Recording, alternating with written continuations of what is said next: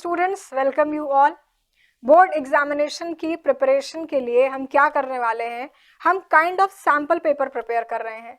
तो हम क्या करेंगे, पूरा चैप्टर कवर करते हुए देखेंगे कौन से प्रीवियस ईयर क्वेश्चंस हैं या कौन से ऐसे क्वेश्चंस हैं जिनके एग्जामिनेशन में आने के चांसेस बहुत ज्यादा हैं। तो हम अभी जो सीरीज कवर कर रहे हैं उसमें क्या करेंगे, most expected questions and previous year questions, most expected questions of all chapters. पूरे सिलेबस का रिवीजन करेंगे, पूरे सिलेबस में आए हुए सारे क्वेश्चंस को कवर करेंगे। चलिए शुरू करते हैं। फर्स्ट सेक्शन जो हम कवर करेंगे वो होगा मल्टीपल चॉइस क्वेश्चंस का। मल्टीपल चॉइस क्वेश्चंस का पैटर्न क्या होता है, एक क्वेश्चन जिसके 4 ऑप्शंस होते हैं और हम most suited correct option select करते हैं। स्टार्ट करेंगे मल्टीपल चॉइस क्वेश्चन से। पहला क्वेश्चन है, electrolysis of water is a decomposition reaction. Electrolysis कैसी रिएक्शन है, decomposition type of reaction. Molar ratio of hydrogen and oxygen liberated during electrolysis of water. Question में पूछा गया है कि जब हम वाटर की इलेक्ट्रोलिसिस करेंगे तो हाइड्रोजन और ऑक्सीजन का क्या रेशियो मिलेगा हमें। इलेक्ट्रोलिसिस ऑफ वाटर से पहले वाटर का फॉर्मूला क्या होता है, H2O। इसे अगर सिंपल वर्ड्स में बताना हो तो क्या कहेंगे, कितने हाइड्रोजन है हमारे पास, 2 हाइड्रोजन है और एक क्या है, ऑक्सीजन है। अब इस रेशियो को ऐसे ही समझ लो, अगर इलेक्ट्रोलिसिस करेंगे तो हाइड्रोजन कितने मिलेंगे, 2 और ऑक्सीजन 1। तो रेशियो क्या हो जाएगा, 2:1। तो हमारा करेक्ट आंसर क्या होगा, option B, 2:1 is correct answer. Next question, which statements are true. ये 4 स्टेटमेंट दिए हुए हैं, इनमें से करेक्ट स्टेटमेंट कौन सा है। पहला स्टेटमेंट, अच्छा पहला एक क्लॉज दिया हुआ है, exposure of silver chloride to sunlight turns grey due to. अगर हम सिल्वर क्लोराइड को सनलाइट की प्रेजेंस में रखें तो सिल्वर क्लोराइड ग्रे कलर में कन्वर्ट क्यों हो जाता है। और ऑप्शंस क्या है, formation of silver by decomposition of silver chloride, sublimation of silver chloride, decomposition of chlorine gas from silver chloride या oxidation of silver chloride. Sunlight की प्रेजेंस में, जहां सनलाइट होगा वहां एयर होगा, ऑक्सीजन होगा। सिल्वर क्लोराइड किस में कन्वर्ट हो जाता है, silver chloride gets converted into silver, free silver, इसलिए इसका कलर कैसा हो जाता है, ग्रे। और ये कैसी रिएक्शन है, ये है एक ऑक्सीडेशन टाइप ऑफ रिएक्शन। तो ऑक्सीडेशन का स्टेटमेंट कौन सा है हमारा, स्टेटमेंट नंबर 4। तो करेक्ट आंसर, करेक्ट ऑप्शन कौन सा होगा, ऑप्शन डी, जहां स्टेटमेंट नंबर 4 मेंशन है। Next question, which measures can be adopted to prevent or slow down rancidity। Rancidity क्या होता है, जितनी भी फैटी चीजें हमारे खाने की होती हैं, जिनमें ऑयल होता है, फैट होता है, उन्हें अगर हम एयर या मॉइस्चर के कांटेक्ट में रखें तो वो खराब हो जाती हैं। दिस फिनोमेना, ऑक्सीडेशन फिनोमेना है, यही क्या कहलाता है, रैंसिडिटी। तो अब यहाँ पर 3 मेथड्स लिखे हुए हैं, उन तीनों में से कौन से मेथड्स या कौन कौन से मेथड्स एम्प्लॉय करके हम रैंसिडिटी को कम कर सकते हैं या रोक सकते हैं। क्या क्या मेथड्स हैं, food material should be packed in air tight container. Correct, अगर हम एयर टाइट कंटेनर में अपना फूड मटेरियल पैक करेंगे तो वो मॉइस्चर के या एयर के कांटेक्ट में नहीं आएगा, ऑक्सीडेशन नहीं होगा। तो first statement is correct. Food should be refrigerated, अगर फूड रेफ्रिजरेटेड होगा, टेम्परेचर बहुत कम होगा तो वहां पर रिएक्टिविटी क्या होगी, कम हो जाएगी, reactivity rate will be less. तो ऑप्शन नंबर 2 भी सही है। Third statement, food materials and cooked food should be kept away from direct sunlight. अगर हम डायरेक्ट सनलाइट से दूर रखेंगे तब भी हमारा खाना रैंसिडाइज होने से बच जाएगा। तो तीनों ही तरीके हैं टू प्रिवेंट और टू स्लो डाउन रैंसिडिटी। तो हमारा करेक्ट ऑप्शन कौन सा होगा, ऑप्शन नंबर डी, जहां पर तीनों ही स्टेटमेंट मेंशन है। Next question, identify X Y Z in following balanced reaction. अब ये जो रिएक्शन दी हुई है इसे कहा गया है कि ये एक बैलेंस्ड रिएक्शन है। अब बैलेंस्ड रिएक्शन है तो हमें क्या बताना है, स्टोइकोमेट्री कोफिशिएंट एक्स, वाई और जेड। एक्स, वाई और जेड कैसे आइडेंटिफाई करेंगे, पहले एक चीज देखो, यहां पर क्या करते हैं, एक्स की जगह पर पहले 2 कंसीडर करके देखते हैं। अगर इसे हम 2pb NO3 का होल ट्वाइस, ये कर दें, इस X को हमने 2 कंसीडर कर लिया, तो यहाँ पे लेड कितने हैं 2, यहाँ भी लेड कितने होने चाहिए 2 होने चाहिए। तो अगर लेड भी 2 हो जाए, अगर हम बैलेंस करना चाहें तो उस कंडीशन में Z के लिए क्या देखना है, नाइट्रोजन देखना है। नाइट्रोजन कितने, 2 यहां से और 2 यहां से, मतलब नाइट्रोजन शुड बी 4। अब जरा इस X, Y और Z की जगह 2, 2 और 4 पुट करके देखें क्या इक्वेशन बैलेंस आ रही है। अगर हम यहां पर पुट कर दें X की जगह 2, Y की जगह 2 और Z की जगह 4, फिर जरा हम अपने एलिमेंट्स काउंट करते हैं और देखते हैं हमारा आंसर सही है या हमें कुछ चेंजेस की जरूरत है। X2, Y2 और Z4 रखने के बाद लेड कितने हो गए, P भी, लेफ्ट साइड भी 2 है और राइट साइड भी 2 है, तो मतलब ये सही है। नाइट्रोजन इधर कितना 4 और इस साइड कितना नाइट्रोजन 4, क्योंकि Z की जगह पे क्या प्लेस कर दिया 4 प्लेस कर दिया।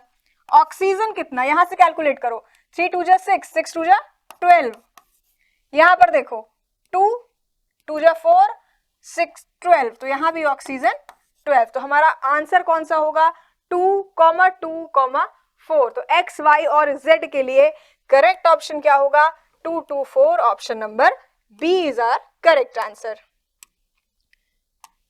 Next question, when aqueous solution of potassium iodide मतलब Ki and lead nitrate अब भी देखा पीछे PbNO3 whole twice are mixed and insoluble substance separate out, कैसी reaction, precipitation type of reaction, chemical equation for the reaction involved is, इस reaction के लिए कौन सी इक्वेशन सुटेबल होगी, कौन सी इक्वेशन सुटेबल होगी। पहली चीज लेड नाइट्रेट का फॉर्मूला ये होता है, Ki 2 पॉसिबिलिटी है, बैलेंसिंग पर ध्यान देंगे, बैलेंसिंग के केस में जब देखेंगे तो हमारा करेक्ट आंसर क्या आएगा, ऑप्शन नंबर बी होगी हमारी करेक्टली बैलेंस्ड इक्वेशन, जहां पे पोटेशियम, लेड, नाइट्रोजन, ऑक्सीजन सारे ही बैलेंस्ड हैं, both left side and right side of our chemical equation.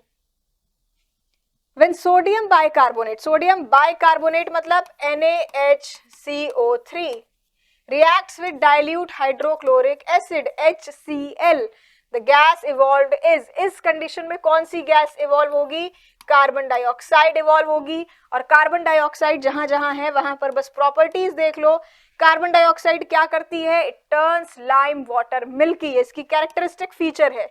तो कौन सा ऑप्शन सही हो जाएगा, option number C will be correct answer. Next question, select a pair of olfactory indicators. अच्छा, इंडिकेटर्स क्या होते थे जो बताते थे ये एसिड है या बेस है, ऐसा कोई भी सब्सटेंस जिसकी हेल्प से हम आइडेंटिफाई कर सकें कि अननोन सब्सटेंस इज एसिडिक और बेसिक, उसे हम इंडिकेटर कहते हैं, जैसे कि सबसे कॉमन फिनोफ्थिलीन। ऑल्फैक्टरी इंडिकेटर्स मतलब जिनकी स्मेल अलग अलग होती है, अगर हम उसे एसिडिक मीडियम में डालेंगे तो उसकी स्मेल कुछ अलग होगी और अगर उसे हम बेसिक मीडियम में डाल देंगे तो उसकी स्मेल चेंज हो जाएगी। तो ऐसे इंडिकेटर्स जिनकी स्मेल से हम आइडेंटिफाई करें कि हमारा सब्सटेंस एसिडिक है या बेसिक है, उन्हें हम कहेंगे ऑल्फैक्टरी इंडिकेटर्स। अब ऑप्शंस की तरफ चले, clove oil and vanilla essence, onion and turmeric, clove oil and litmus paper, vanilla and methyl orange. देखो कैसे ऑप्शंस बाहर निकलेंगे। लिटमस पेपर को स्मेल नहीं किया जाता, क्या करते हैं हम विजुअली देखते हैं, तो लिटमस पेपर हमारा गलत जवाब हो जाएगा। मिथाइल ऑरेंज भी क्या करता है, कलर वेरिएशन शो करता है। टर्मरिक के साथ भी क्या है, टर्मरिक भी कलर वेरिएशन शो करता है, आप डिफरेंट मीडियम में डालेंगे तो टर्मरिक का कलर चेंज होगा जो आप विजुअलाइज करेंगे। तो हमारा करेक्ट आंसर क्या हो गया, clove oil and vanilla essence, option number A is correct answer. Moving to the next question, which option in given table are correct. अब यहाँ पे जो टेबल दी हुई है इसमें बताया गया है कौन से सब्सटेंस में कौन से टाइप का एसिड होता है। ऑप्शंस देखते हैं, ऑरेंज में ऑक्जेलिक एसिड, सोर मिल्क में लैक्टिक एसिड, एंट स्टिंग में मिथेनोइक एसिड, टैमरिंड में एसिटिक एसिड। टैमरिंड में कौन सा एसिड होता है, टार्ट्रिक एसिड। तो ऑप्शन ये जो फोर्थ वाला है जहां कहीं भी है उस ऑप्शन को कट कर दो।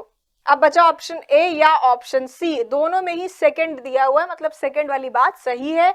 मिल्क में कौन सा एसिड होता है, लैक्टिक एसिड। अब फर्स्ट या थर्ड में देखेंगे, ऑरेंज में कौन सा एसिड होता है, सिट्रिक एसिड होता है। तो हमारा कौन सा ऑप्शन सही होगा, आंट स्टिंग, जिसमें क्या होता है, मिथेनोइक एसिड। तो करेक्ट ऑप्शन होगा option number C. Second and third, option number C is correct answer. Next question, 3 test tube है, ए, बी और सी। ए में क्या है, डिस्टिल्ड वाटर, बी में है एसिडिक सॉल्यूशन और सी में है बेसिक सॉल्यूशन। ध्यान रखना, 3 टेस्ट ट्यूब्स हैं, ए है, बी है और सी है। सी में है बेस, बी में है एसिड और ए में क्या है, डिस्टिल्ड वाटर। डिस्टिल्ड वाटर मतलब प्योर वाटर। अब क्या किया हमने, रेड लिटमस इस्तेमाल किया। हमने कौन सा इस्तेमाल किया है, रेड लिटमस पेपर का यूज किया। रेड लिटमस पेपर के लिए क्या खासियत होगी अगर हम रेड लिटमस इस्तेमाल कर रहे हैं, अब बताओ। बेस क्या करते हैं, रेड लिटमस को ब्लू कर देते हैं। बेस की क्या प्रॉपर्टी होती है, they turn the litmus paper into blue colour. तो ऑप्शन सी क्या करेगा, ऑप्शन सी लिटमस पेपर को ब्लू कर देगा। C becomes blue, C becomes blue and C becomes blue. Option number B हमारा बाहर हो गया। ठीक है, इसके बाद बात करेंगे एसिड की। एसिड क्या करेगा, it turns the litmus paper red. अब आप कहेंगे जो लिटमस पेपर पहले से रेड है उसे और कितना रेड किया जा सकता है। तो होता क्या है, लिटमस पेपर है तुम्हारे पास, तुम एक ड्रॉप उस पे वाटर की डालो, वहां पे कोई कलर चेंज नहीं होगा। लेकिन अगर तुमने एक ड्रॉप एसिड की डाली तो that becomes more dark in colour. That means जो रेड कलर है वो और डार्क अपीयर होगा। तो ऑप्शन बी क्या करेगा, it becomes dark red, it becomes dark red. अब यहां से ऑप्शन 2 एलिमिनेट हो गए। अब बची बात किसकी, डिस्टिल्ड वाटर की। अगर तुमने डिस्टिल्ड वाटर, प्योर वाटर लिया और लिटमस पेपर पे डाल दिया, लिटमस पेपर पे डालने के बाद क्या होगा, it becomes light red in colour. क्या होगा यहाँ पे, लाइट रेड कलर अपीयर होगा। तो हमारा कौन सा ऑप्शन सही हो जाएगा, option number D will be our correct answer. Next question, अब यहां पे इस क्वेश्चन में क्या पूछा गया है, few drops of aqueous solution of ammonium chloride. Ammonium chloride क्या है, एक सॉल्ट है, किस पे डाला गया, यूनिवर्सल इंडिकेटर पेपर पे, और कलर कैसा अपीयर हुआ, कलर अपीयर हुआ पिंक। अब इसके बाद इनमें से हम कौन सी बात है जो अमोनियम क्लोराइड के बारे में कह सकते हैं। अगर अमोनियम क्लोराइड सॉल्ट है तो किससे मिलकर बना होगा, एक एसिड रहा होगा और एक बेस रहा होगा। क्या हो सकता है एसिड और क्या हो सकता है बेस, हो सकता है अमोनियम हाइड्रोक्साइड रहा हो और HCl रहा हो और क्या बन जाएगा, अमोनियम क्लोराइड। अमोनियम हाइड्रोक्साइड कैसा बेस है, वीक बेस है, और HCl कैसा एसिड है, स्ट्रॉन्ग एसिड है। एक स्ट्रॉन्ग एसिड और वीक बेस मिलेंगे तो सॉल्ट बनाएंगे। कौन डोमिनेट करेगा, जो स्ट्रॉन्ग होगा, जो स्ट्रॉन्ग होगा वही डोमिनेट करेगा। तो सॉल्ट का नेचर कैसा होगा, सॉल्ट का नेचर होगा एसिडिक इन नेचर। तो हम क्या देखेंगे, नेचर कैसा होना चाहिए, एसिडिक इन नेचर होगा सॉल्ट का। क्यों, क्योंकि कंपोनेंट में स्ट्रॉन्ग है हमारा एसिड। अगर एसिडिक सॉल्ट है तो स्ट्रॉन्ग एसिड रहा होगा, strong acid and weak base, strong acid and weak base, pH less than 7। कौन सा ऑप्शन सही हो जाएगा, option number C is our correct answer. Sodium hydroxide is termed as alkali, whereas ferric hydroxide is not. Sodium hydroxide को हम alkali consider करते हैं जबकि फेरिक हाइड्रोक्साइड को एल्कली कंसीडर नहीं करते। क्या ऑप्शन हैं, option number A is sodium hydroxide is a strong base whereas ferric hydroxide is a weak base. Option B, sodium hydroxide is a base which is soluble in water while ferric hydroxide is base but insoluble in water. Sodium hydroxide is a strong base while ferric hydroxide is a strong acid. Ferric hydroxide is not an acid. OH release कर रहा है तो it is a base. Option number C बाहर हो गया। Option D, these both are strong base but solubility of sodium hydroxide is comparatively high than ferric oxide. यहाँ पर correct option होगा आपका बेस की strength. Sodium hydroxide is a strong base जबकि ferric hydroxide is weak base. तो option number A is your correct answer. Drinking alcohol is harmful and ruins the health. Drinking alcohol stands for. Alcohol is injurious to health. हर जगह पढ़ते हैं, हर जगह slogan दिखता है। वो कौन से अल्कोहल की बात हो रही है, अल्कोहल तो बहुत सारे होते हैं। मिथाइल अल्कोहल, मिथेनॉल, CH3OH, एक कार्बन से शुरू होती है अल्कोहल की कहानी और वो n नंबर ऑफ कार्बन तक चल सकती है, कितने भी लगा लो, C10 हो सकता है, C9 हो सकता है, C7 propanol, hexanol, pentanol, anything is possible, even cyclic compounds are possible. लेकिन जिस अल्कोहल को पीकर इंजरी ऑफ हेल्थ कॉज होती है या जिसके लिए हम स्लोगन पढ़ते हैं that drinking alcohol is injurious to health, वो कौन सी अल्कोहल है? Methyl alcohol, ethyl alcohol, propyl alcohol या आइसोप्रोपाइल अल्कोहल? तो वो अल्कोहल हमारी है ethyl alcohol. Option number B is our correct answer. तो अब कैसे याद रखना है? Ethyl alcohol, drinking ethyl alcohol is injurious to health. याद रखने के लिए क्या करना? वॉवेल का कॉम्बिनेशन याद रख लेना, अल्कोहल है उसके साथ में वॉवेल का टर्म होना चाहिए, और इनमें से वॉवेल कौन सा है? Ethyl alcohol. Don't consider isopropyl alcohol. Confusion कहाँ आता है? मिथाइल और इथाइल के बीच में। तो हमारा आंसर क्या होगा? Ethyl alcohol. Drinking ethyl alcohol is injurious to health. Next question. Solubility of alcohol in water is due to alcohol, ROH और HOH. HOH क्या है? Water, H2O. Solubility क्यों होती है? Low density of alcohol की वजह से, volatile nature of alcohol की वजह से, आयनाइजेशन की वजह से या हाइड्रोजन बॉन्डिंग की वजह से। तो हमने पढ़ा है कि अल्कोहल और वाटर के बीच में क्या डेवलप होती है? एक strong type of hydrogen bonding which causes a strong connection, या जिसकी वजह से क्या होता है? अल्कोहल हाईली सोल्यूबल होता है इन वाटर। तो करेक्ट ऑप्शन क्या होगा? Option number D, hydrogen bonding will be correct answer. Next question, which statement is true for an amphoteric oxide? Usually चीजों को तीन कैटेगरी में कैटेगराइज करते हैं, एसिडिक, बेसिक और एम्फोटेरिक। एम्फोटेरिक मतलब जो किससे कंबाइन करे? एसिड से भी कंबाइन करे और बेस से भी कंबाइन करे। तो ऑप्शंस पे चलेंगे पहले। It reacts only with acids and does not form water, it reacts with acids and base to form salt and hydrogen gas, it reacts with acid and base to form salt and water, it reacts only with base and does not form water. कोई भी ऐसी चीज, amphoteric का मतलब क्या हुआ? Acid और base के बीच में लाई कर रहा है एम्फोटेरिक, तो वो दोनों से रिएक्ट करेगा, एसिड से भी रिएक्ट करेगा और बेस से भी रिएक्ट करेगा। तो ऑप्शन बी हो सकता है, ऑप्शन सी हो सकता है। अब डिपेंड करता है कि रिएक्शन करने के बाद ये फॉर्म क्या करेगा। तो ये क्या बनाएगा? It forms salt and water, salt और वाटर बनाता है। दो बातें इंपॉर्टेंट, पहली amphoteric reacts with both, acid से भी और बेस से भी, और उसके बाद रिएक्शन करने के बाद क्या बनाएगा? सॉल्ट बनाएगा और साथ में वाटर रिलीज करेगा। तो कौन सा ऑप्शन सही हो जाएगा? Option number C is correct answer. Next question, identify the incorrect statement. क्या ढूंढना है हमें?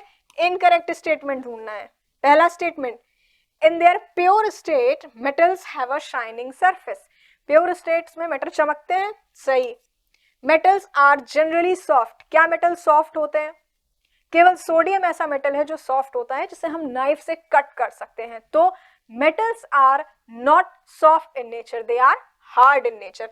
तो जो स्टेटमेंट 2 है वो हमारा इनकरेक्ट स्टेटमेंट है। Some metals can be beaten into thin sheets, ability of metals to be drawn is called malleability. Metals की दो प्रॉपर्टी होती हैं, एक होती है डक्टिलिटी और एक होती है मैलिएबिलिटी। शीट्स में कन्वर्ट करना, this is called as malleability, और वायर्स में कन्वर्ट करना इज कॉल्ड एज डक्टिलिटी। तो यहाँ पे इनकरेक्ट स्टेटमेंट आइडेंटिफाई करना थोड़ा सा चैलेंजिंग हो सकता है, क्योंकि मैलिएबिलिटी तो मेटल की प्रॉपर्टी है, लेकिन कन्वर्टिंग इनटू वायर्स ये मैलिएबिलिटी नहीं बल्कि डक्टिलिटी है। तो हमारे इनकरेक्ट स्टेटमेंट कौन से हैं? स्टेटमेंट नंबर 2 इनकरेक्ट है और स्टेटमेंट नंबर 4 इनकरेक्ट है।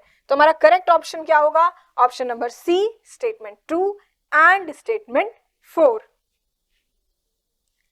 अब हम चलेंगे नेक्स्ट सेक्शन की तरफ। नेक्स्ट सेक्शन में हम कवर करेंगे assertion and reason based questions. Assertion reason के क्वेश्चन से पहले ऑप्शंस को एक साथ डिस्कस कर लेते हैं। ऑप्शन ए हम तब सेलेक्ट करेंगे जब assertion and reason both statements are correct and reason is correctly explaining the assertion. Reason assertion को करेक्टली एक्सप्लेन कर रहा हो। ऑप्शन बी हम तब सेलेक्ट करेंगे जब असर्शन और रीजन दोनों के स्टेटमेंट सही हो, लेकिन reason is not the explanation of assertion, reason assertion की बात को एक्सप्लेन नहीं कर पा रहा। ऑप्शन सी हम तब सेलेक्ट करेंगे जब assertion is true, reason is false, and option D हम सेलेक्ट करेंगे जब assertion is false but reason is correct statement. तो ये बात हुई ऑप्शंस ए, बी, सी और डी की। अब चलते हैं क्वेश्चंस की तरफ। फर्स्ट स्टेटमेंट असर्शन का, in this reaction ZnO undergoes reduction। ध्यान से देखो, जिंक ऑक्साइड किस में कन्वर्ट हो रहा है, जिंक में। ऑक्सीजन रिमूव हो गई, और जब ऑक्सीजन रिमूव हो गई तो प्रोसीजर क्या हुआ, रिडक्शन का। तो ये बात सही है। रीजन का statement, carbon is a reducing agent that reduces zinc oxide to zinc. और कार्बन कैसे एक्ट कर रहा है, रिड्यूसिंग एजेंट की तरह, अपने साथ में लगे हुए कंपाउंड को रिड्यूस कर रहा है। तो दोनों ही स्टेटमेंट सही है और करेक्ट एक्सप्लेनेशन है। तो हमारा करेक्ट ऑप्शन क्या होगा, option number A, assertion and reason both are correct statements and reason is correctly explaining the assertion. Next question, burning of natural gas is endothermic process। तुम natural gas जो burn करते हो, कोई भी gas जब तुम burn करते हो, क्यों करते हो, एनर्जी रिलीज हो ना, इसीलिए करते हो। आग लगे, हीट मिले, लाइट मिले, एनर्जी मिले। तो रिएक्शन कैसी है, क्या वो एंडोथर्मिक रिएक्शन है, नहीं। कैसी रिएक्शन है, एक्सोथर्मिक रिएक्शन है, जो तुम्हें हीट दे रही है, लाइट दे रही है। तो ये स्टेटमेंट, असर्शन का स्टेटमेंट कैसा है, इनकरेक्ट स्टेटमेंट है। रीजन का स्टेटमेंट पढ़ेंगे, methane combines with oxygen to produce carbon dioxide and water. Reason का स्टेटमेंट सही है। और जब असर्शन रॉन्ग हो लेकिन रीजन राइट हो तो हम कौन सा ऑप्शन सेलेक्ट करते हैं, ऑप्शन नंबर डी। तो ऑप्शन नंबर डी यहां पर हमारा करेक्ट आंसर होगा। Next question, pH of ammonium nitrate is acidic। Ammonium nitrate NH4NO3 कैसा होगा, acidic. Solution of salt of weak base and strong acid is acidic. इसे अगर break करोगे तो क्या मिलेगा, अमोनियम हाइड्रोक्साइड बेसिक कंपोनेंट और nitric acid is acidic component. और एसिडिक सॉल्ट है, इसका मतलब एसिडिक कंपोनेंट स्ट्रॉन्ग रहा होगा और बेसिक कंपोनेंट वीक रहा होगा। तो ये करेक्ट एक्सप्लेनेशन है और यहां पर ऑप्शन नंबर ए हमारा करेक्ट आंसर होगा। Next question, solution of glucose and alcohol do not conduct electricity. Correct. अगर हम ग्लूकोज का सोल्यूशन बनाए, अल्कोहल का सोल्यूशन बनाए तो वो इलेक्ट्रिसिटी कंडक्ट नहीं करते। और उसका रीजन क्या है, because these substances when dissolved do not produce H+ ions। जब इन्हें वाटर में डिसॉल्व किया जाता है तो ये H+ आयन रिलीज नहीं करते, इसीलिए इनका एक्वस सॉल्यूशन इलेक्ट्रिसिटी कंडक्ट नहीं करता। तो ये एक well explained assertion reason statement है, इसलिए यहां पर कौन सा ऑप्शन सही होगा, ऑप्शन नंबर ए हमारा करेक्ट आंसर होगा। Next question, vegetable oils are healthier than animal fats. Correct. और ऐसा क्यों, because vegetable oils have long unsaturated carbon chains while animal fats have saturated carbon chains। So this is a very good explanation of assertion। इसलिए यहाँ पे कौन सा option सही होगा, ऑप्शन नंबर ए हमारा करेक्ट आंसर होगा। Next question, ammonia is an ionic compound. Ammonia क्या, अमोनिया एक आयनिक कंपाउंड है। अमोनिया कैसा कंपाउंड है, एक कोवेलेंट कंपाउंड है। तो ये असर्शन का स्टेटमेंट रॉन्ग हो गया। Reason, covalent compounds are formed by sharing of electrons. ये स्टेटमेंट सही है। कोवेलेंट कंपाउंड्स कैसे बनते हैं, इलेक्ट्रॉन की शेयरिंग से बनते हैं। तो असर्शन का स्टेटमेंट तो गलत है लेकिन रीजन का स्टेटमेंट सही है, इसलिए हम कौन सा ऑप्शन सेलेक्ट करेंगे, ऑप्शन नंबर डी हमारा करेक्ट आंसर होगा। Next question, methane is simplest saturated hydrocarbon which is a major component of natural gas. बिल्कुल सही।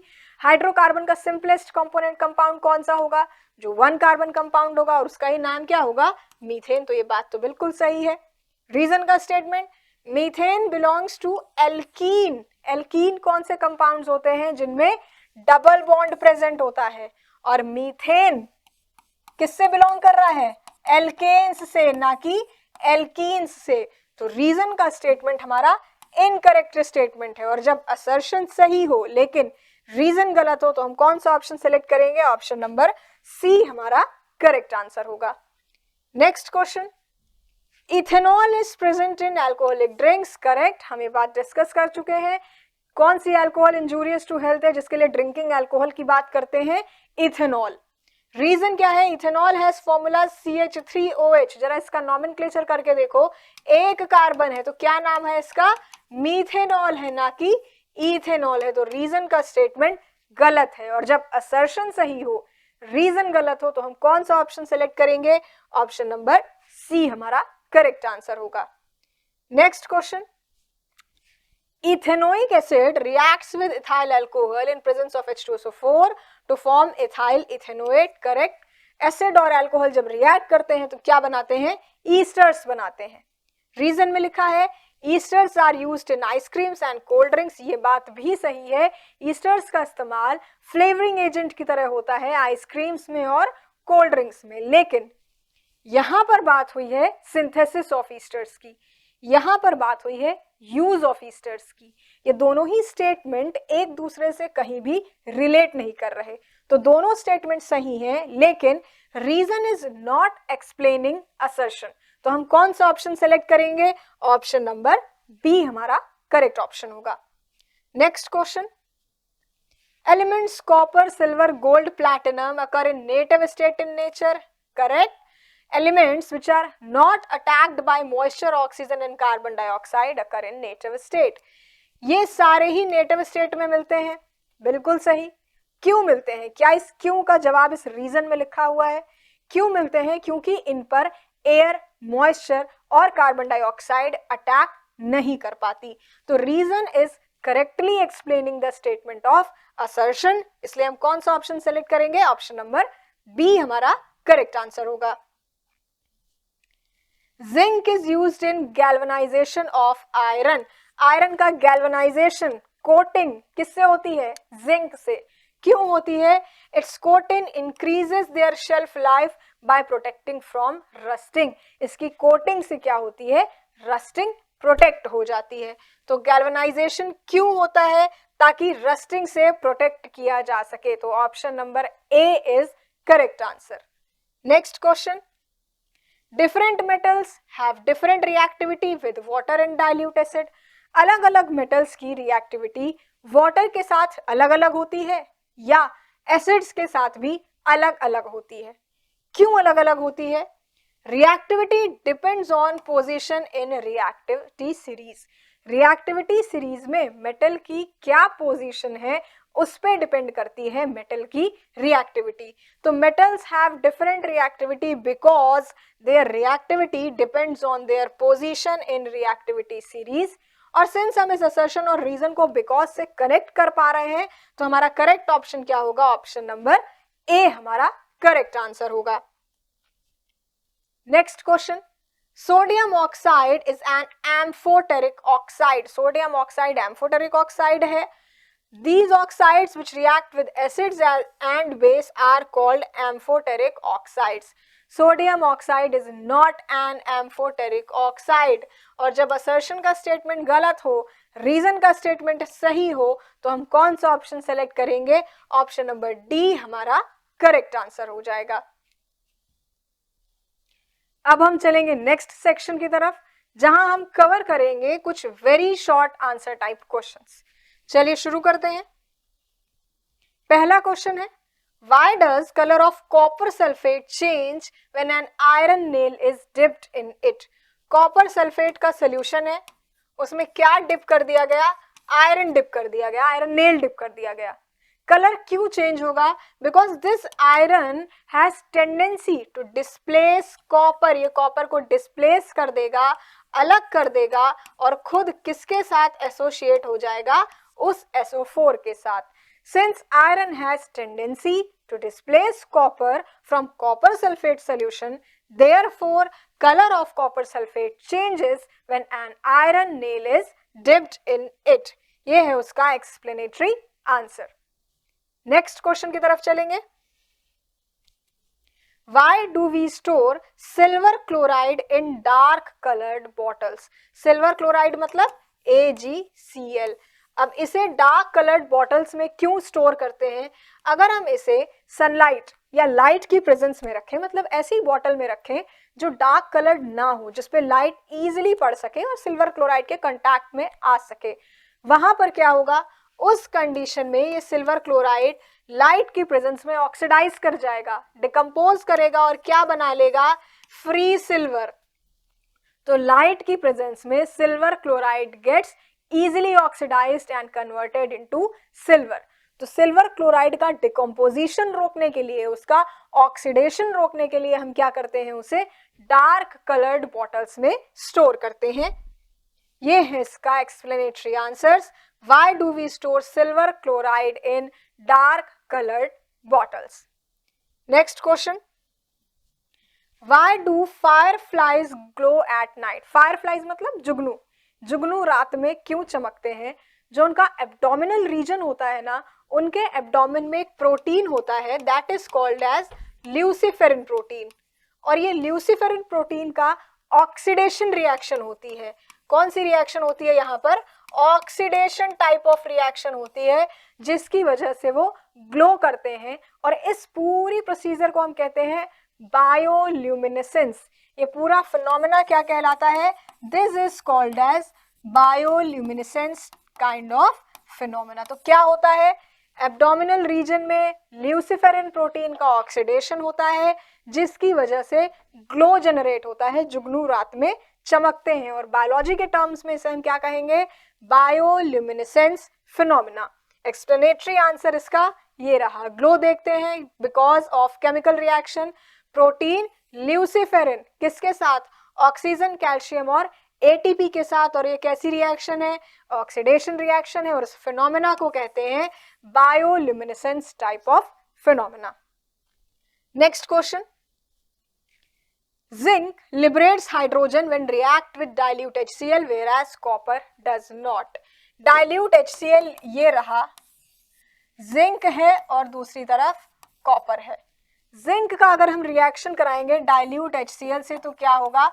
हाइड्रोजन लिबरेट होगी, लेकिन अगर हम कॉपर की रिएक्शन कराएंगे तो हाइड्रोजन लिबरेट नहीं होगी। ऐसा इसलिए because copper is less reactive than hydrogen and zinc is more reactive than hydrogen. Zinc की रिएक्टिविटी ज्यादा होती है, इसलिए उसमें टेंडेंसी होती है to displace hydrogen from dilute HCl. Copper is placed below hydrogen in the activity series. Copper कहाँ place है? हाइड्रोजन के नीचे, मतलब उसकी रिएक्टिविटी कम है, और इसीलिए वो डाइल्यूट एसिड्स से हाइड्रोजन को डिस्प्लेस नहीं कर पाता। तो इस क्वेश्चन का बेसिक आंसर कहाँ से आएगा?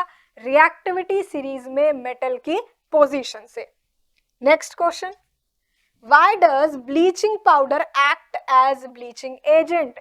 ब्लीचिंग पाउडर मतलब CaOCl2। ब्लीचिंग पाउडर से नेसेंट ऑक्सीजन रिलीज होती है। नेसेंट ऑक्सीजन मतलब ये सिंगल O, O2 नहीं O। किसकी तरह एक्ट कराएगा इसको? ऑक्सीडाइजिंग एजेंट की तरह। And right chemical equation representing action of carbon dioxide on bleaching powder. अगर ब्लीचिंग पाउडर को खुले में छोड़ दें और उस पर कार्बन डाइऑक्साइड एक्ट करे तो क्या बनाएगा? कैल्शियम कार्बोनेट बना देगा, CaCO3 बनाएगा। एक्सप्लेनेटरी आंसर्स ये रहे। ब्लीचिंग पाउडर जब रिएक्ट करेगा डाइल्यूट एसिड के साथ तो क्या रिलीज करेगा? नेसेंट ऑक्सीजन, जिसकी वजह से वो एक्ट करेगा as a bleaching agent as well as an oxidising agent. और ब्लीचिंग पाउडर की रिएक्शन जब कार्बन डाइऑक्साइड से कराएंगे तो क्या बनेगा? तब फॉर्मेशन होगा कैल्शियम कार्बोनेट का, CaCO3 का। ये CBSE बोर्ड एग्जामिनेशन 2013 में आया हुआ क्वेश्चन है। Next question, name the following compound. इसका यूपीएससी नॉमेनक्लेचर करेंगे, नंबर ऑफ कार्बन काउंट करते हैं, 1 2 3 4 5 6। कितने कार्बन हो गए? हेक्स। कोई भी सब्स्टिट्यूएंट नहीं लगा हुआ है, केवल किसकी पोजीशनिंग करनी है? ट्रिपल बॉन्ड की। ट्रिपल बॉन्ड के लिए क्या इस्तेमाल करते हैं? आइन, YNE, आइन एज अ सफिक्स। पोजीशन क्या है? First second. Lowest number select करेंगे तो क्या नाम आ जाएगा? हेक्स 1 आइन। Next part, name and structure of alcohol with 3 carbon atoms. 3 carbon का अल्कोहल बनाना है, बना दो। 3 कार्बन लिखो पहले, फिर क्या करो? अल्कोहलिक ग्रुप ऐड कर दो, और जितनी पोजीशन बची है सब पे क्या लगा दो, हाइड्रोजन लगा दो, सिंपल। 1 2 है यहाँ पे, CH2 CH2 CH3। अगर इसका नाम लिखोगे, 3 कार्बन का यूनिट है तो क्या नाम होगा, प्रोप। सब में सिंगल बॉन्डिंग है तो एन, अल्कोहलिक ग्रुप लगा है तो ऑल, क्या नाम आ जाएगा, प्रोपेनॉल। डिटेल में यही बात आंसर के फॉर्मेट में यहां दी हुई है। कंपाउंड का नाम हेक्स 1 आयन और 3 कार्बन का alcohol propanol. Next question, give reasons. Statement क्या है, ionic compounds have higher melting and boiling point. NCERT का क्वेश्चन है, higher melting and boiling point कब होंगे। अच्छा, मेल्टिंग एंड बॉइलिंग पॉइंट का यूज क्या है, डिकम्पोज करने के लिए। तुम्हारे पास कोई भी कंपाउंड है, कुछ भी मान लेते हैं, एनीथिंग लाइक CO2 है सपोज करो, मेल्टिंग और बॉइलिंग पॉइंट का इस्तेमाल क्या है, इसे तोड़ देना, CO2 को तोड़ दिया जाए, मेल्ट कर दिया जाए, बॉइल कर दिया जाए, इसके कंपोनेंट्स में ब्रेक कर दिया जाए। अब अगर higher melting and boiling point है तो मतलब उसे मेल्ट करने के लिए या उसे बॉइल करने के लिए ज्यादा एनर्जी लग रही है। ज्यादा एनर्जी कब लगेगी, जब उसके बॉन्ड कैसे हो, स्ट्रॉन्ग हो। अगर स्ट्रॉन्ग बॉन्ड फॉर्म हो रहे हैं तो उन्हें तोड़ने के लिए हमें ज्यादा एनर्जी चाहिए, मतलब ज्यादा टेम्परेचर देना पड़ेगा। इसका मतलब मेल्टिंग पॉइंट और बॉइलिंग पॉइंट हाई होने वाला है। तो आयनिक कंपाउंड्स का मेल्टिंग और बॉइलिंग पॉइंट हाई क्यों होता है, due to their strong ionic bonds. उनका जो बॉन्ड्स होते हैं, जो उनके आयनिक बॉन्ड्स हैं, कैसे हैं नेचर में, these are very strong in nature, जिसकी वजह से उनका मेल्टिंग और बॉइलिंग पॉइंट हाई होता है। आयनिक कंपाउंड के बारे में क्या लिखा है, these are held by strong electrostatic force of attraction. Force of attraction कैसा है, बहुत ही स्ट्रॉन्ग है, जिसे तोड़ने के लिए ज्यादा एनर्जी लग रही है, जिसकी वजह से मेल्टिंग और बॉइलिंग पॉइंट हाई होते हैं। नेक्स्ट क्वेश्चन 4 पार्ट में है, एक एक एग्जाम्पल देना है। Give an example of a metal. अच्छा, ये CBSE 2020 में आया हुआ क्वेश्चन है। Metal which is liquid at room temperature, metal that can be easily cut with a knife, metal which is the best conductor of heat and metal which is a poor conductor of heat। First part से शुरू करेंगे।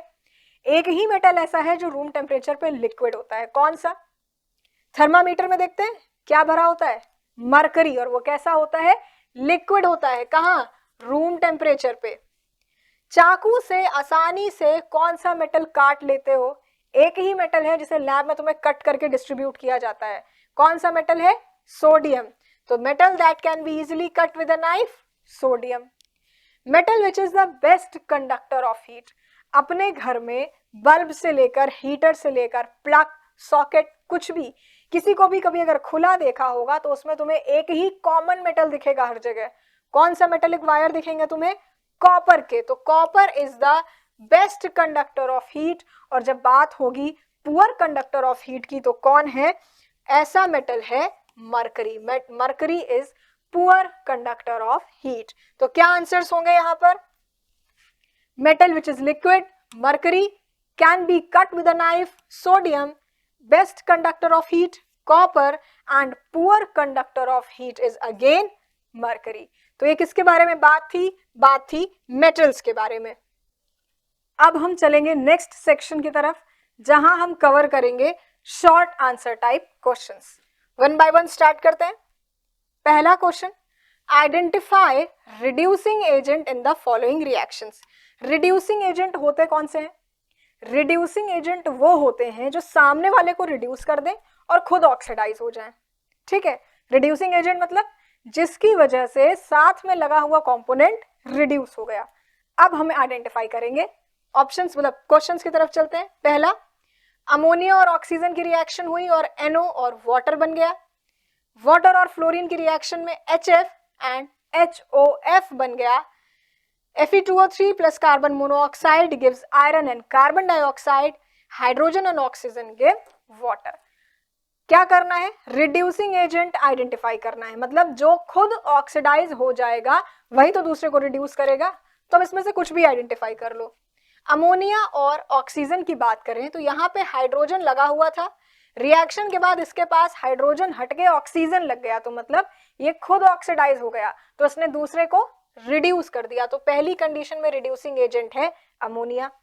Second देखें, water and fluorine, water और fluorine ने जब react किया तो क्या हुआ, H2O था, उसके साथ क्या लग गया, HF, खुद ये रिड्यूस हो गया, यानी कि यहाँ पे रिड्यूसिंग एजेंट है फ्लोरीन।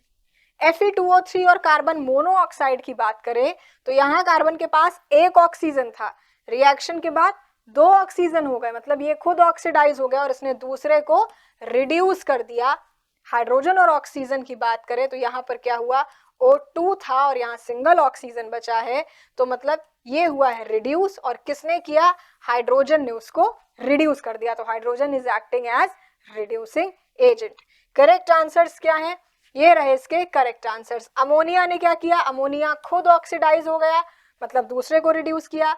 सिमिलरली फ्लोरीन, फ्लोरीन से ऑक्सीजन अटैच हो गई, मतलब वो खुद ऑक्सीडाइज हो गया, तो उसने कैसे एक्ट किया, रिड्यूसिंग एजेंट की तरह। Carbon monoxide is converted into carbon dioxide, खुद ऑक्सीडाइज होकर दूसरे को रिड्यूस कर दिया। एंड हाइड्रोजन फॉर्म्ड वाटर, तो hydrogen is acting as reducing agent. तो ये रहे reducing agent of given reactions.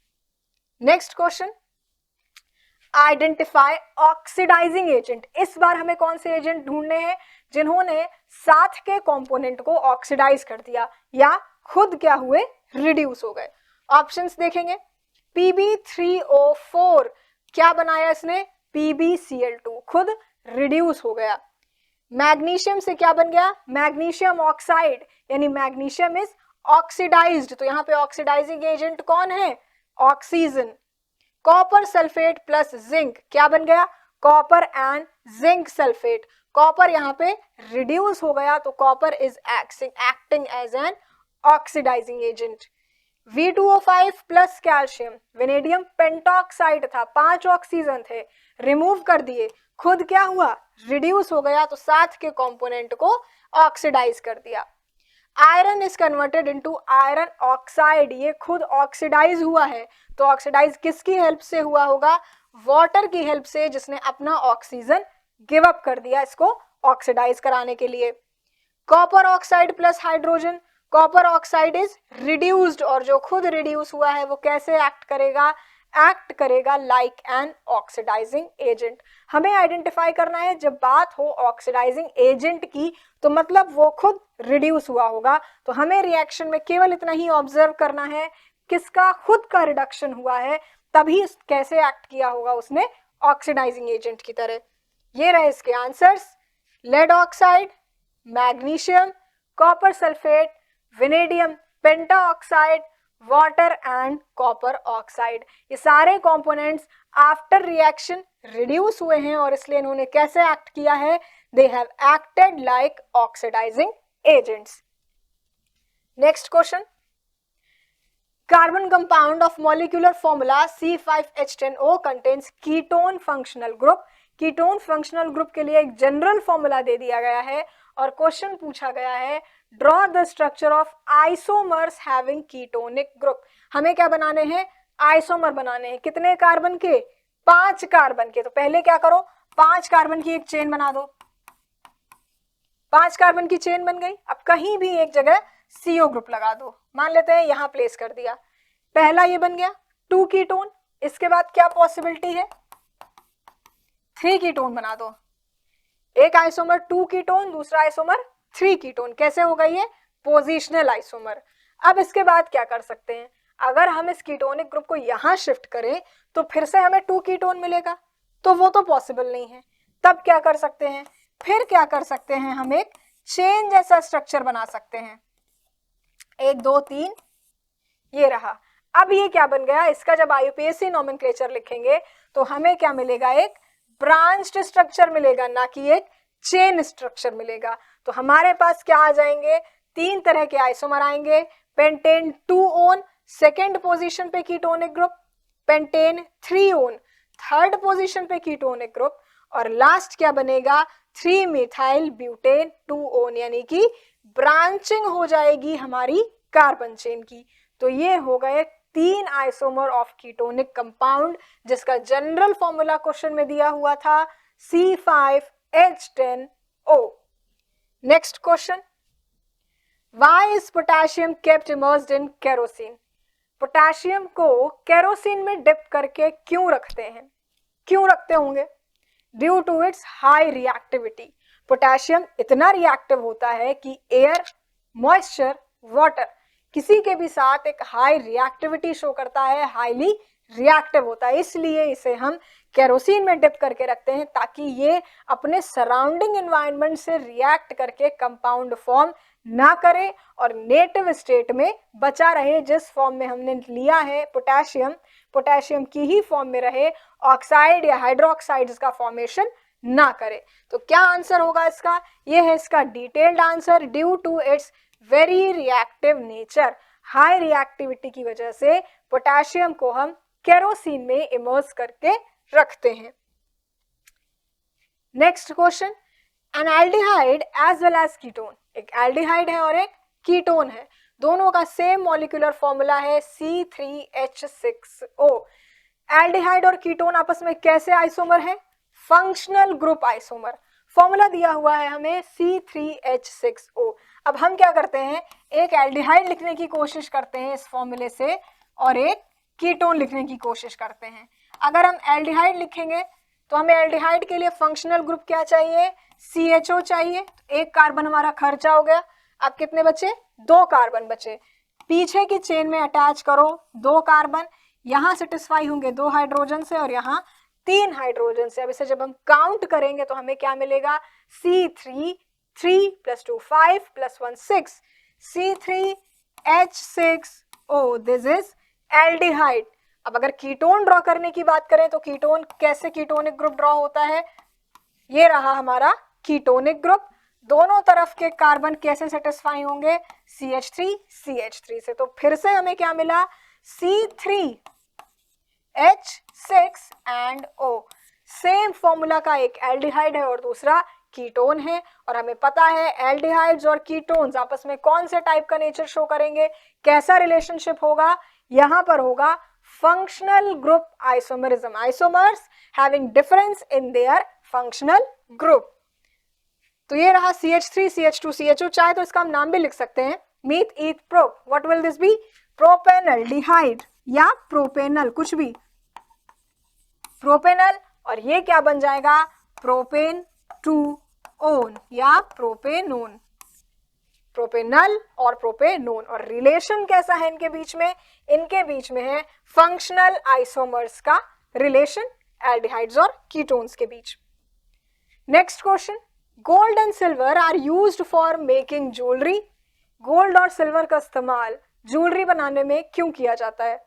क्यों किया जाता है? क्योंकि इनकी रिएक्टिविटी बहुत कम होती है। भाई सोना और चांदी अगर पहन के निकलोगे, एयर के कांटेक्ट में रहोगे, फेस वॉश करोगे तो पानी के कांटेक्ट में आओगे, हाथ धुलोगे तो पानी के कांटेक्ट में आओगे। तो हम ऐसा मेटल पहनना चाहते हैं कि हम बाहर घूमें, पानी का इस्तेमाल करें, किसी भी कंडीशन में हमारे मेटल पे कोई इफेक्ट ना पड़े, रिएक्ट ना कर जाए, वो कुछ कंपाउंड ना बना ले। तो हम कैसा मेटल ढूंढेंगे? फिर हम ढूंढेंगे ऐसा मेटल जो लीस्ट रिएक्टिव हो, रिएक्ट ना करता हो। तो इसके लिए हमने कौन से मेटल सेलेक्ट किए? Gold and silver. So due to their least reactive nature, these are used for making jewelry. Second part, few metals are used for making cooking utensils. Cooking utensils सारे तरह के मेटल से नहीं बना दी जाती, कुछ particular type of metal से बनती है। ऐसा क्यों? कैसा बर्तन चाहते हो खाना बनाने के लिए? जल्दी से हीट हो जाए? ऐसा तो नहीं है कि तुम बर्नर ऑन करो और वो फिर टाइम ही टाइम ले रहा है, 1 घंटे 2 घंटे, फिर वो हीट अप हो रहा है। इतना टाइम नहीं होता हमारे पास। तो कैसा यूटेंसिल चाहिए? That should be good conductor of heat, heat का गुड कंडक्टर हो। हम बर्नर पे रखें, बर्नर ऑन करें और थोड़े ही समय में वो हीट अप हो जाए। लेकिन इसके साथ साथ एक प्रॉपर्टी और होनी चाहिए। वो प्रॉपर्टी क्या है? That it should be non reactive in nature. Reactive ना हो कि तुमने अपने कुकर के अंदर ऑयल डाला, वाटर डाला, स्पाइसेस डाले और वो रिएक्ट कर गए मेटल के साथ, then it will cause harm to your health. तो हमें कैसा मेटल चाहिए यूटेंसिल बनाने के लिए? That should be good conductor, जिसकी कंडक्टिविटी अच्छी हो, but that should be least reactive. Least reactive भी नहीं, that should be non reactive in nature. Reactivity ना हो उसके अंदर, उसमें हम कुछ भी बनाएं, कितनी बार भी बनाएं, वो मेटल हमारे खाने के साथ रिएक्ट ना करे। तो इन दोनों बातों के जवाब मिल गए हमें। गोल्ड और सिल्वर का इस्तेमाल ज्वेलरी बनाने के लिए क्यों किया जाता है? Due to their very little reactivity, जिसकी वजह से कोरोजन रेजिस्टेंट होते हैं, कोरोड नहीं करते, रस्टिंग नहीं होती। दूसरी तरफ कुकिंग यूटेंसिल्स में कैसे बर्तन इस्तेमाल करेंगे जो कैसे हो, हीट कंडक्टिव हो लेकिन केमिकली अनरिएक्टिव हो। तो इन दोनों ही बातों के ये रहे डिटेल्ड आंसर। गोल्ड और सिल्वर का इस्तेमाल ज्वेलरी बनाने में क्यों होता है और कुछ सर्टेन टाइप्स ऑफ मेटल का ही इस्तेमाल हम क्यों करते हैं कुकिंग यूटेंसिल्स बनाने में। Next question, reverse of this reaction is not possible, why? ये एक रिएक्शन दी हुई है, जिंक की रिएक्शन है कॉपर सल्फेट के साथ। रिएक्शन के बाद जिंक ने डिस्प्लेस कर दिया, जिंक सल्फेट बनाया और कॉपर रिलीज कर दिया। अब इसका रिवर्स क्यों नहीं पॉसिबल है? देखो, ये रहा जिंक और ये रहा कॉपर और ये रही तुम्हारी रिएक्टिविटी सीरीज।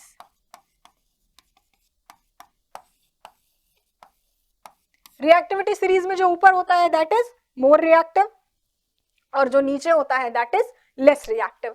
जिंक ऊपर है, zinc is more reactive than copper. Zinc की रिएक्टिविटी कॉपर से ज्यादा है, तो जिंक क्या करेगा, जहां भी कहीं कॉपर लगा होगा उसको आसानी से सब्स्टिट्यूट कर देगा। लेकिन कॉपर की रिएक्टिविटी जिंक से कम है, कॉपर इतना रिएक्टिव नहीं है कि वो जिंक को सब्स्टिट्यूट कर दे। तो due to their difference in reactivity या फिर due to their position in reactivity series, zinc is highly reactive as compare to copper. इसलिए zinc can displace copper from its salt solution but copper can not displace zinc from salt solutions. तो ये होगा इसका answer, reactivity of zinc is more, zinc की reactivity ज्यादा होती है। अब हम चलेंगे नेक्स्ट सेक्शन की तरफ जहां पर हम बात करेंगे लॉन्ग आंसर टाइप क्वेश्चंस की। फर्स्ट क्वेश्चन क्या है, right chemical equation for the following and balance them. तीन तरह की रिएक्शंस दी हुई है, हमें क्या करनी है, बैलेंस इक्वेशन लिखनी है। पहला है जिंक कार्बोनेट से मिला है zinc oxide and carbon dioxide. अगर बेसिक फ्रेम बनाना चाहे इस रिएक्शन का तो क्या बनेगा, जिंक कार्बोनेट क्या दे रहा है, zinc oxide and carbon dioxide. अब जरा काउंट करके देखो, एक जिंक इधर, एक जिंक इधर, एक कार्बन, 3 ऑक्सीजन और ये 2 + 1 3 ऑक्सीजन। तो this reaction is balanced reaction. Potassium bromide, potassium bromide मतलब KBr रिएक्ट कर रहा है किससे, बेरियम आयोडाइड से, BaI2। क्या मिल रहा है, पोटेशियम आयोडाइड, एक तरफ मिल रहा है पोटेशियम आयोडाइड और दूसरी तरफ क्या मिल रहा है, बेरियम ब्रोमाइड मिल रहा है। दूसरी तरफ हमें मिल रहा है बेरियम ब्रोमाइड BaBr2। अब जरा काउंट करो, एक पोटेशियम, एक ब्रोमीन, दो ब्रोमीन के लिए क्या करो, यहाँ पे 2 लगा दो। अब पोटेशियम कितने हो गए, 2, तो यहाँ भी क्या करो, 2 लगा दो। अब फिर से काउंट करते हैं, 2 पोटेशियम है, 2 पोटेशियम, 2 ब्रोमीन, एक बेरियम, यहाँ भी एक बेरियम, 2 आयोडीन और ये 2 आयोडीन। तो ये रिएक्शन बैलेंस हो गई। Third equation, nitrogen plus hydrogen N2 + H2 क्या मिल रहा है, अमोनिया NH3। कितने नाइट्रोजन है यहाँ पर, 2, तो यहाँ पर भी 2 लगा दो। हाइड्रोजन कितने हो गए, 6 और यहाँ पर 2 हैं, 2 को कितने से मल्टीप्लाई करें कि 6 आ जाए, 3 से। तो क्या इक्वेशन बन जाएगी, N2 + 3H2 gives 2NH3। ये हो गई हमारी बैलेंस्ड इक्वेशंस। इसके बाद एक स्टेटमेंट दिया हुआ है, what happens when electricity is passed through acidified water. Water है, उसमें थोड़ा सा एसिड डाल दो और फिर इलेक्ट्रिसिटी पास करो। इलेक्ट्रिसिटी पास कर रहे हो, क्या करा रहे हो, क्या कराने की कोशिश है, इलेक्ट्रोलिसिस। और जब वाटर की इलेक्ट्रोलिसिस करोगे तो क्या जनरेट होगा, हाइड्रोजन और ऑक्सीजन। तो ये रहे इसके डिटेल्ड आंसर, ये रही बैलेंस्ड इक्वेशंस और इसका स्टेटमेंट का आंसर क्या होगा, when electricity is passed it decomposes to give hydrogen and oxygen। क्योंकि हमने इलेक्ट्रिसिटी पास करा के कौन सी रिएक्शन करवाई है, electrolysis of water. Next question, chemical test to distinguish between saturated and unsaturated hydrocarbon। Second part, product formed when ethane Burns in air, और साथ में उसकी balanced equation. Reaction between methane and chlorine in presence of light is considered substitution reaction. अब general अगर बात करें first part से, तो केमिकल टेस्ट कौन सा होगा? ब्रोमीन वाटर का टेस्ट. क्या देता है हमें? एक आइडेंटिफिकेशन देता है सैचुरेटेड और अनसैचुरेटेड हाइड्रोकार्बन के बीच.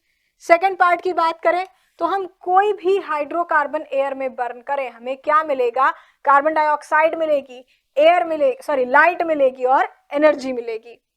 मीथेन और क्लोरीन के बीच में जब रिएक्शन होती है CH4Cl2, क्या बनता है? मिथाइल क्लोराइड CH3Cl या CH2Cl2, एक स्टेप बाद CCl4. तो यहाँ पे एक हाइड्रोजन सब्स्टिट्यूट हो गया क्लोरीन से, तो इसलिए इन रिएक्शंस को कहते हैं सब्स्टिट्यूशन रिएक्शन. डिटेल्स में अगर देखें तो केमिकल टेस्ट कौन सा है? केमिकल टेस्ट है हमारा bromine water test. Saturated hydrocarbon react नहीं करते ब्रोमीन वाटर के साथ, जबकि अनसैचुरेटेड हाइड्रोकार्बन रिएक्ट करते हैं और डिकलराइज कर देते हैं.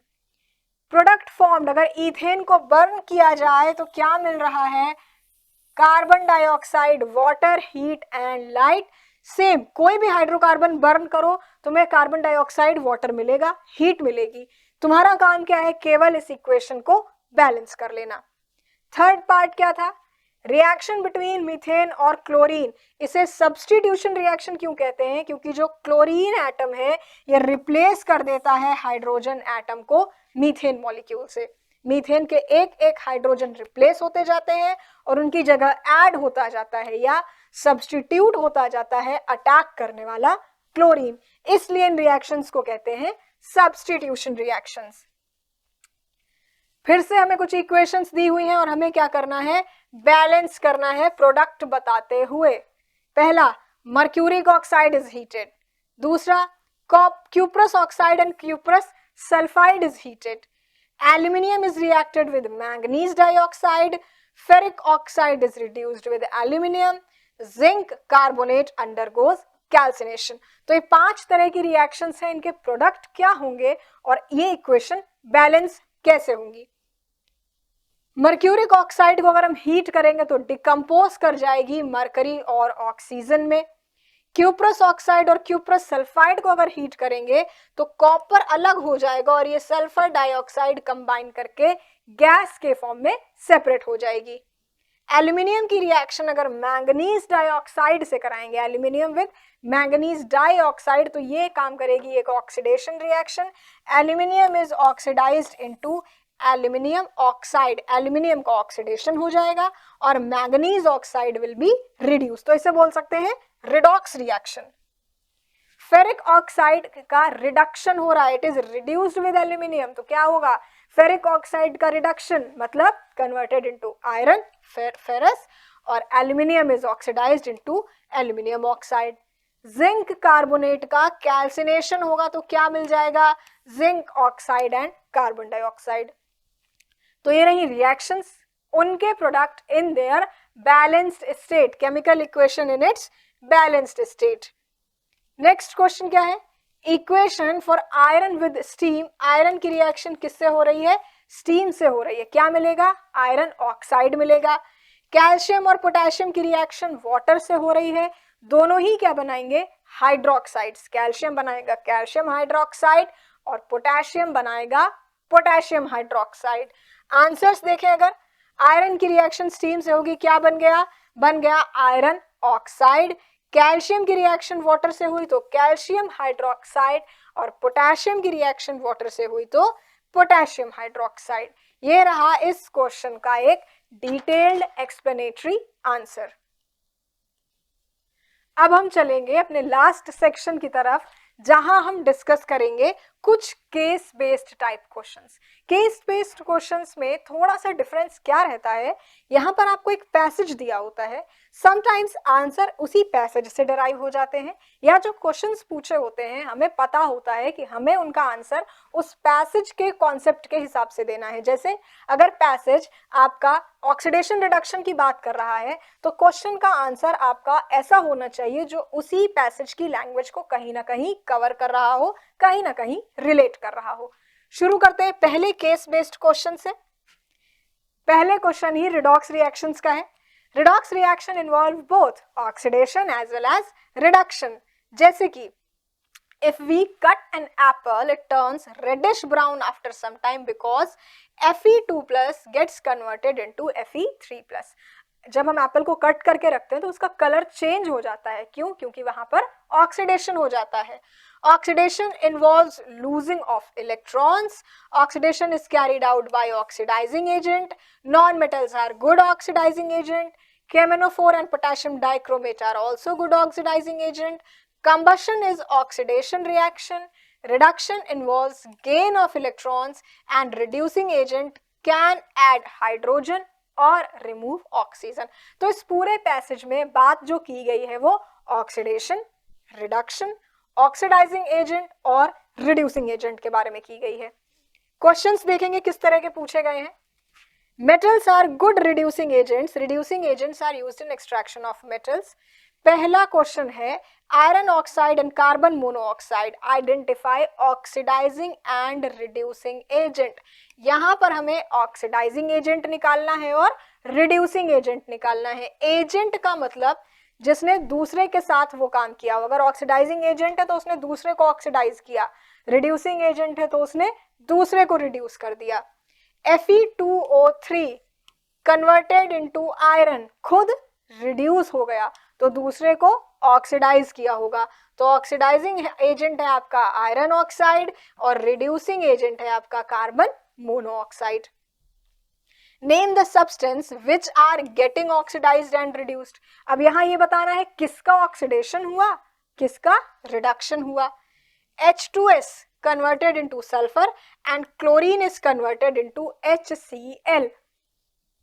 क्लोरीन के साथ हाइड्रोजन जुड़ गया, इसका मतलब क्लोरीन का क्या हुआ है, रिडक्शन हुआ है और H2S से हाइड्रोजन रिमूव हो गई तो H2S इज ऑक्सीडाइज्ड।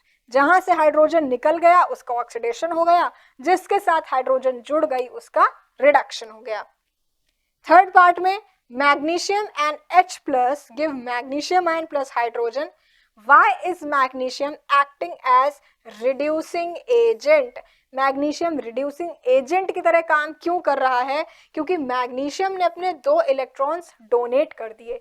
जब इलेक्ट्रॉन्स डोनेट कर दिए तो खुद क्या हो गया, ऑक्सीडाइज हो गया, और जब वो खुद ऑक्सीडाइज हो गया तो उसने दूसरे को रिड्यूस कर दिया। और दूसरा रिड्यूस कैसे हुआ, इस H प्लस ने 2 इलेक्ट्रॉन्स ले लिए, क्योंकि इसने इलेक्ट्रॉन्स ले लिए तो इसका क्या हो गया, रिडक्शन हो गया। तो मैग्नीशियम ने अपने इलेक्ट्रॉन लूज करके खुद को ऑक्सीडाइज कर दिया और साथ में लगे H प्लस को रिड्यूस कर दिया। इसके बाद अगर इनके एक्सप्लेनेटरी आंसर्स देखें, ये explanatory answers, oxidising agent is ferric oxide, reducing agent is carbon monoxide. Sulphur is oxidised while chlorine is reduced. Due to electron removal, magnesium is getting oxidized and reducing the component H plus, क्योंकि H plus ने electrons accept कर लिए। Next passage देखेंगे। Next passage क्या बात कर रहा है, Taj Mahal is made of white marble which is composed of calcium carbonate. तो ताजमहल के मार्बल किससे मिलकर बने हैं, कैल्शियम कार्बोनेट से।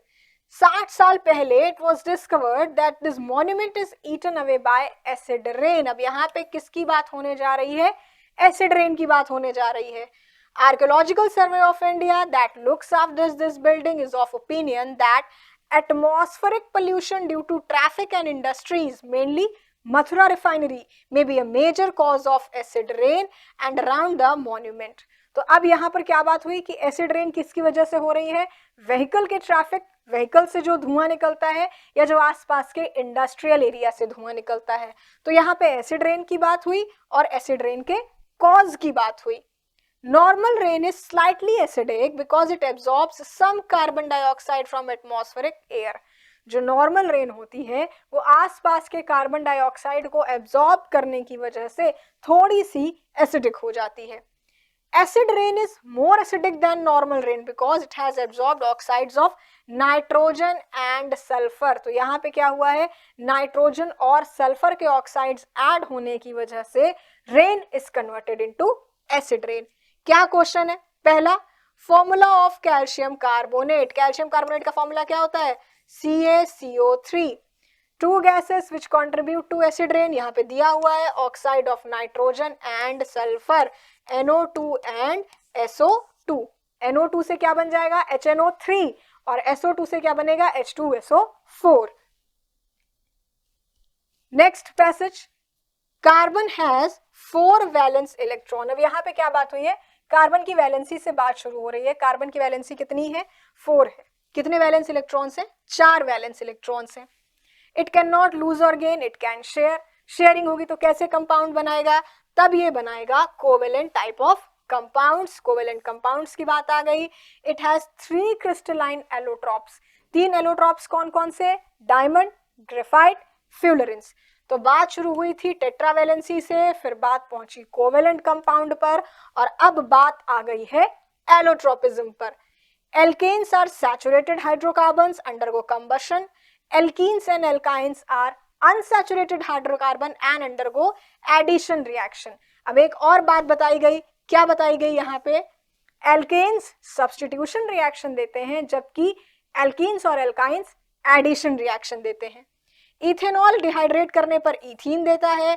वेजिटेबल ऑयल का हाइड्रोजनेशन वेजिटेबल घी देता है. अल्कोहल कार्बोक्सिलिक एसिड के साथ अगर रिएक्ट करते हैं तो ईस्टर्स बनाते हैं. Alcohol carboxylic acid sodium metal के साथ लिबरेट करके हाइड्रोजन देते हैं. एसिटिक एसिड रिएक्ट करता है तो कार्बन मोनोऑक्साइड देता है. ईस्टर्स की हीटिंग से सोडियम सॉल्ट ऑफ एसिड मिलता है. सोप का प्रिपरेशन सैपोनिफिकेशन ऑफ फैट से होता है. और डिटर्जेंट कैसे काम करते हैं? हार्ड वाटर के साथ काम करते हैं, लेकिन वो नॉन बायोडिग्रेडेबल होते हैं. इस पैसेज को अगर तुम 2 बार पढ़ोगे तो तुम्हें समझ आएगा कि हर स्टेटमेंट एक नया कॉन्सेप्ट इंट्रोड्यूस कर रहा है. जो पूरा पैसेज है उसमें हर लाइन एक अलग कॉन्सेप्ट की बात करती है. कार्बन की वैलेंसी से बात शुरू हुई, कार्बन के कोवेलेंट नेचर पर गई, कार्बन के एलोट्रोपिज्म पर गई. यहां तक बात कार्बन के अराउंड थी. उसके बाद बात पहुंच गई हाइड्रोकार्बन्स के ऊपर. एल्केन सब्स्टिट्यूशन रिएक्शन देते हैं, एल्कीन्स और एल्काइंस एडिशन रिएक्शन देते हैं. उसके बाद आगे बढ़े हम, हाइड्रोजनेशन की बात हुई. हाइड्रोजनेशन से मिलता है वेजिटेबल घी.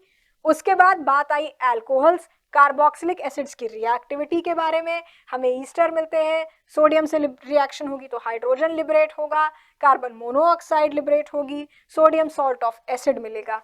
और लास्ट में आते आते बात पहुंच गई सोप्स और डिटर्जेंट्स के बारे में. सोप क्या है? सैपोनिफाइड फैटी एसिड्स हैं. और डिटर्जेंट्स क्या होते हैं? डिटर्जेंट्स का इस्तेमाल हार्ड वाटर में भी किया जा सकता है, लेकिन एक माइनस पॉइंट क्या है? Detergents are non biodegradable. तो इस पूरे पैसेज से रिलेटेड क्वेश्चंस अगर हम देखें, X on combustion gives yellow sooty flame. X is saturated or unsaturated. सूटी फ्लेम जो भी जनरेट करेगा वो हाइड्रोकार्बन कैसा होगा? अनसैचुरेटेड. सूटी फ्लेम आती ही तब है जब अनसैचुरेशन हो, मतलब पूरी तरह कंप्लीट बर्निंग नहीं हो पाई, और उस कंडीशन में हमें सूटी फ्लेम मिल रही है. तो सूटी फ्लेम क्या इंडिकेट करेगा? Presence of unsaturated hydrocarbons. Which type of fatty acids are good for health, ये बात हम कवर कर चुके हैं. वेजिटेबल ऑयल क्यों हमारे लिए अच्छे होते हैं? क्योंकि they are unsaturated fatty acids. तो कैसे फैटी एसिड्स होने चाहिए? अनसैचुरेटेड फैटी एसिड्स होने चाहिए. Give 2 properties of covalent compound. Covalent compound की 2 प्रॉपर्टीज अगर देखो, पहला, these are not very good conductor, और दूसरा, they have low melting and boiling point, क्योंकि इनका जो इंटरमोलिक्यूलर अट्रैक्शन होता है, जो इंटरैक्शन फोर्स होता है, that is quite weak in nature. So X is unsaturated compound, saturated fatty acids are good for health, it will be, and covalent compounds are poor conductors and have low melting and boiling points. Next passage, metals are required for variety of purpose, यहाँ पर बात metals के बारे में हो रही है. We need extraction from their ore, metal extraction पर बात आई. Ores are contaminated with impurities. Definitely, extraction involves following step. Extraction के 3 स्टेप दिए हुए हैं. Concentration, extraction from concentrated ore and refining of metal. अब इससे जुड़े हुए 3 क्वेश्चंस भी दिए हुए हैं. पहला, name an ore of mercury and the form in which mercury is present in it. Mercury का कोई और बताना है. What happens to zinc carbonate when heated in limited supply of air? Zinc carbonate को अगर लिमिटेड हीट सप्लाई में, limited air supply में heat करें तो क्या होगा. और तीसरा, reaction of metal A with Fe2O3 is highly exothermic and used to join railway tracks. क्या आंसर होंगे इसके. ओर ऑफ मरकरी क्या है, cinnabar. Cinnabar is ore of mercury और किस फॉर्म में प्रेजेंट होता है, सल्फाइड के फॉर्म में. जिंक कार्बोनेट को अगर हीट करें तो क्या मिलेगा, जिंक ऑक्साइड मिलेगा. क्या मिलेगा, zinc oxide and carbon dioxide. और कौन सा मेटल है जो आयरन ऑक्साइड के साथ हीट करके रेलवे ट्रैक्स ज्वाइन करने में काम आता है, दैट इज एल्यूमिनियम. और इस रिएक्शन के बारे में भी कई बार हम बात कर चुके हैं.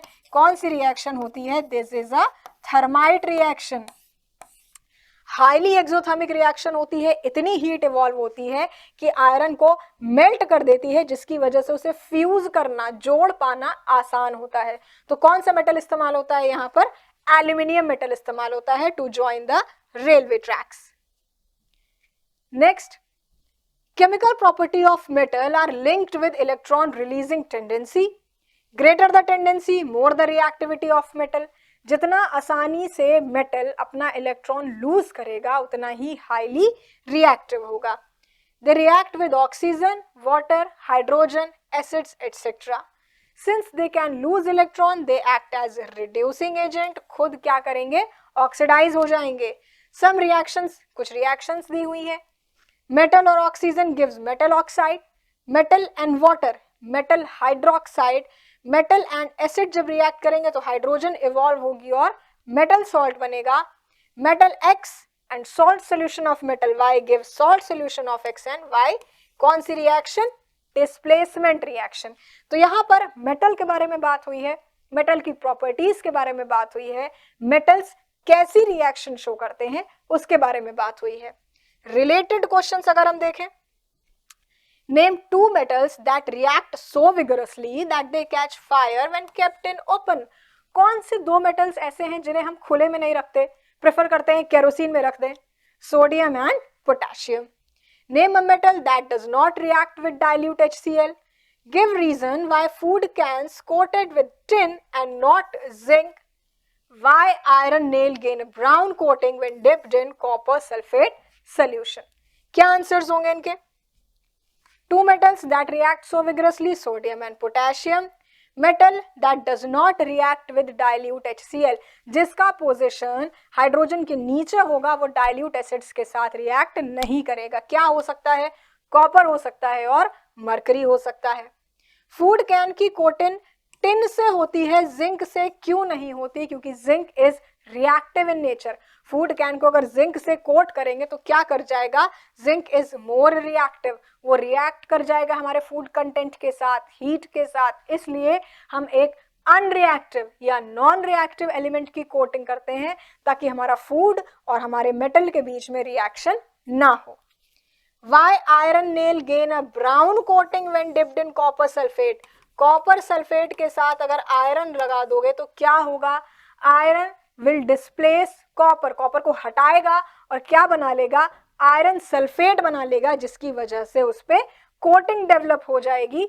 Ferrous sulphate is greenish blue and copper displaces deposits around nail giving the colour of reddish brown. Iron sulphate बनेगा यहाँ पे और उसके किनारे किनारे कॉपर डिपॉजिट हो जाएगा, कॉपर का कलर रेडिश ब्राउन.